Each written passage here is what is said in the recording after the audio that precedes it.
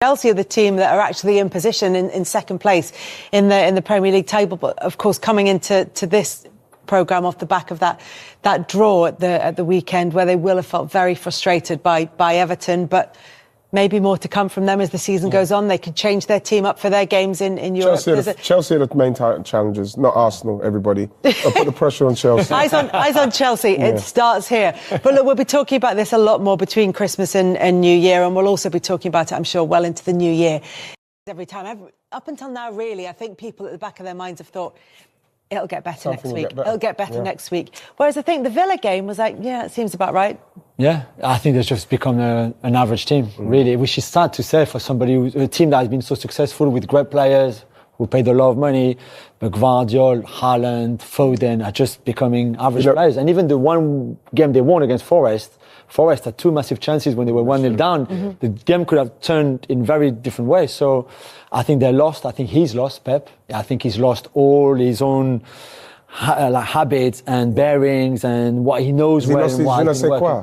Je ne sais quoi. He's lost his je ne sais quoi. If I was French, I would probably. I just think it's incredible to see them falling like that. Jules, do you think throughout his career he's never been on a run like this, a loss like this? No. I don't think he's ever been in a dressing room, excuse me, where the players, as successful as they are going through this as well. Yeah. Who does he go to? What did he do? Sean Dyche.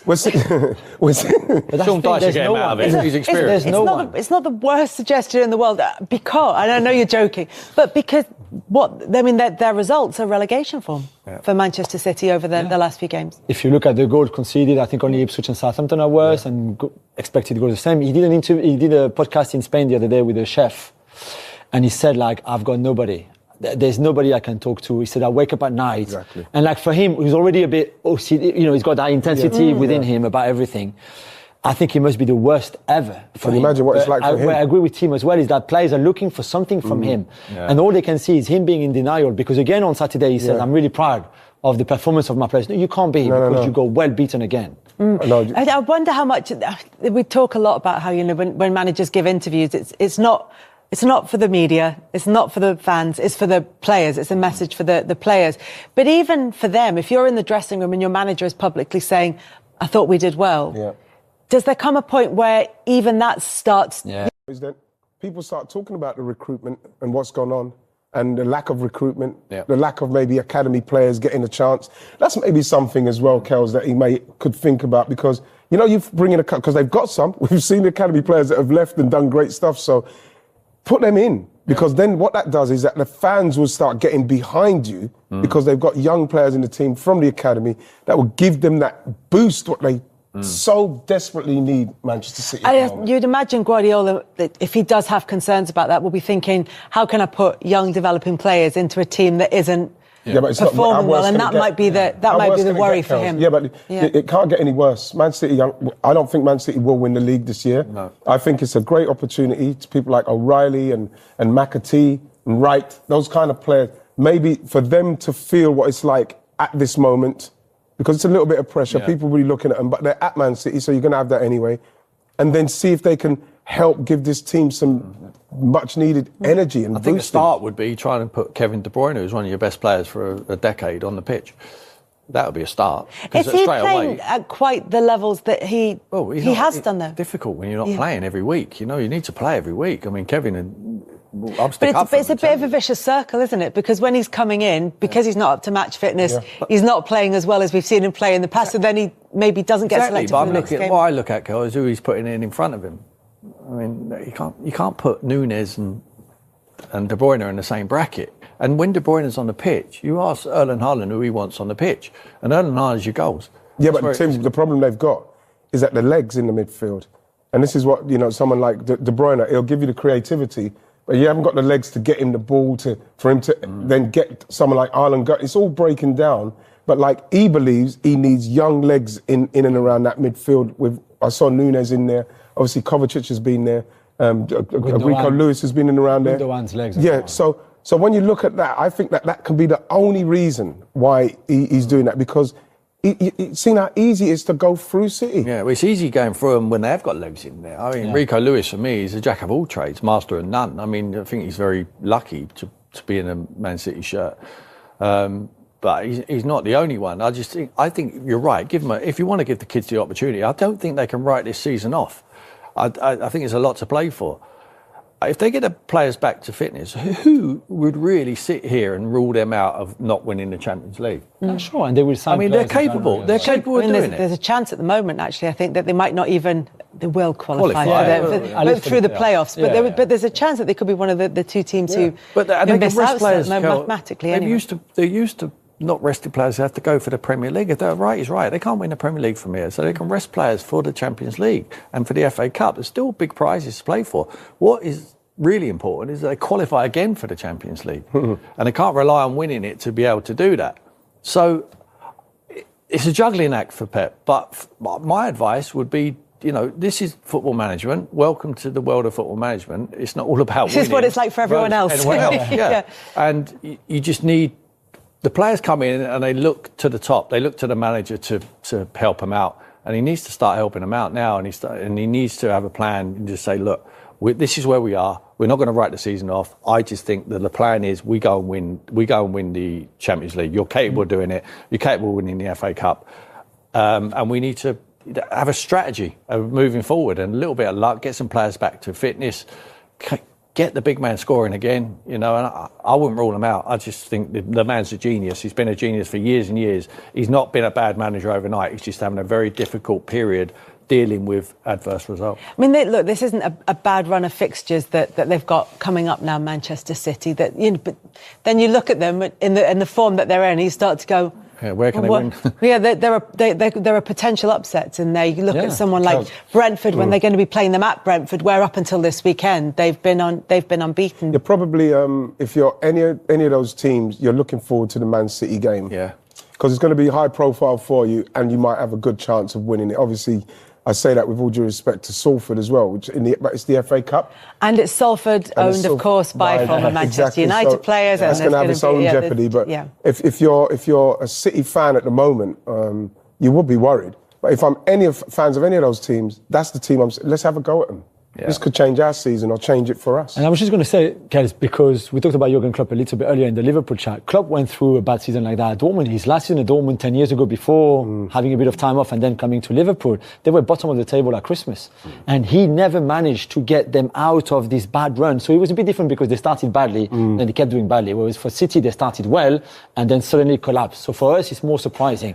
But Klopp, a bit like what Tim said about Pep, because he never really lost before, a bit at Mainz, but he never knew what to do, really. Yeah. And I think Pep is probably in a similar position. So the news, as you saw, is that Bukayo Saka is out for many weeks, according to Mikel Arteta, after picking up what looked like a hamstring injury at the weekend. Mm-hmm. Yeah, it's a big blow. We know what he means. That's what Arteta said as well. Did he say it as well? Yeah, it's a massive blow. With his consistency, he's our best player. Yeah. We saw what happened when the guy was out of the team as well. He continued to carry the torch. But for him to be missing is a big blow for us. And no one's gonna hide around that fact. But it's a great opportunity. I thought that Martinelli came over on the right, and I thought he done very, very well. I was pleased for him. I think that they still do have to do something about addressing that right wing in respect of a replacement, Mo Salah's allowed to talk to other clubs from January the 1st. Yeah, we should be talking. We'll just join a queue of trying to... I've got one for him straight away, off the top of my head. Go on. Semenyo. Well, again, he's a fantastic player. He's done brilliantly, again, for Bournemouth yesterday. But I believe this is the time for people to step up. Seeing Jesus scoring now, which is just brilliant to see, because it's started to get to a place with the fans where they're starting to get a little bit losing total faith in him. Yeah. And Barry's shown in 2 games what he can do. He looks re-energised. I think the left side, obviously, Raheem Sterling, unfortunately, is a little knock. This is the time. I think this is the time for all of them. Said he could be a few weeks as well. Yeah, this is the time. With Saka out, with such a burden that he has of having to lift this team, it's up to other people now. Yeah, of course. It's totally up to other people. And I think one of the shining lights was seeing Martinelli do so well over that side, and seeing him at this stage as well, putting in the young players like Miles Lewis-Skelly, seeing him coming in and starting to look more and more like capable, and I'm comfortable in this environment. But it was a brilliant win, Kells. But obviously that was big news with Saka going off. Yeah. Played But so many games, this man, for England and Arsenal, so many games. look, it could cause problems for Arsenal. But as you said, the guy who could benefit could be Martinelli, because him moving over to the right maybe solves two problems. One, in terms of Saka replacing him, and two, in terms of kind of varying things up for Martinelli, maybe getting more out of him. Fingers crossed. Yeah, I mean, I think Arsenal have been so dependent to that right-hand side, Timber, Odegaard and Saka. And Saka being left-footed, I think, helps massively this triangle there. Martinelli is a different style of player, right-footed to start with. But it looks, because he moved him to the right after the injury on Saturday, it looks like that would be the replacement. Yeah. So we'll have to see. I just think Bukayo is so important to that team, and the players like Salah that you can't really replace, or like Rodri. And I think Bukayo is that one. And I just don't know how Arsenal are going to cope without him. Well, it might be that Martinelli is the answer. And as luck would have it, Righty spoke to him after the match. Feel to be in a place where your confidence seems to be back when you was under so much pressure just a few games ago? I mean, you have played the game, you know how tough it is to be on this side, and I'd like to say thank you for the message that you sent me the other day. It means a lot to me. As you said, it's really good to score and win the game, and it's an honor to, as I said, to receive a message like that, the one you sent me. So again, thank you so much. It means a lot to me. It's because I love you, Gabs. It's because I love you. I love you, legend. Thank you. What did you send him? Merry Christmas. No, you know, there's been, I think from the start of the season up till now, Thumbs up emoji. you know, I think that the fans and that people have been very up and down with him because there's so much on the line. Arsenal are so desperate for people to play well so as we can really have a go at trying to win this title. And I think that he's taken a lot of unfair criticism. I think Jesus was taking it as well, because people are looking for someone to blame when we weren't creating, when we weren't scoring. And I think that as hard as he tries, you know, sometimes it just wasn't quite working out for him. He's getting it wrong, and because of his trying so hard. So just send him a message every now and then. Just say, you just keep going, you know. You know, you're playing well. You just got to focus on what you're doing, focus on the team. If you get the chance, hit the target. That kind of stuff, Kels. And, you know, because I just feel that people don't realise the volume of criticism and negativity that comes when you're trying to do what you're trying to do at a club like Arsenal are trying to achieve. So you have to let these guys know, man, you've got support. If it is a few weeks for Bukayo Saka, and, you know, that's what Arteta's saying at the moment, but it, you know, that's how long's a piece of string kind of thing. But if it is, and if Martinelli is the player who's coming in to replace him, does it help Martinelli as well? As Righty said, one, it's consistency of appearances, but two, it's playing on the right as well, which he seems to enjoy.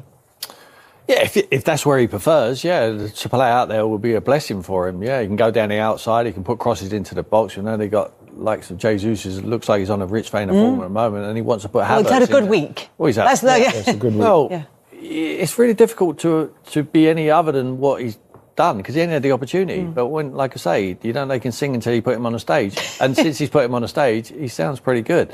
You know, hat-trick in the cup, give him a load of confidence. Could he take it into the Premier League? Of course he could. The second goal he scored was amazing. You know, it's like a wonderful finish. So I think he gets unnecessary criticism.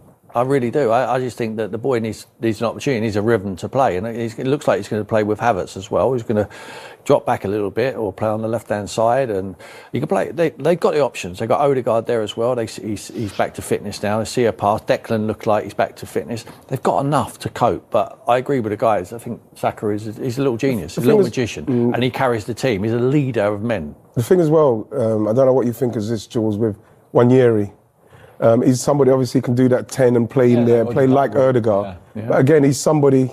Could he come from the right? Absolutely. You know, so Mikel's got a problem a good problem with Martinelli and then Wanyeri, who again playing at 17 in there in the meat and bones of it, Kels. He's ready to go. So this is an opportunity again for somebody else to say, okay, here I go. I'm coming to show I'm here. Yeah. Just to go back to Jesus for a second, and both Tim and Righty have said sometimes it's unfair criticism.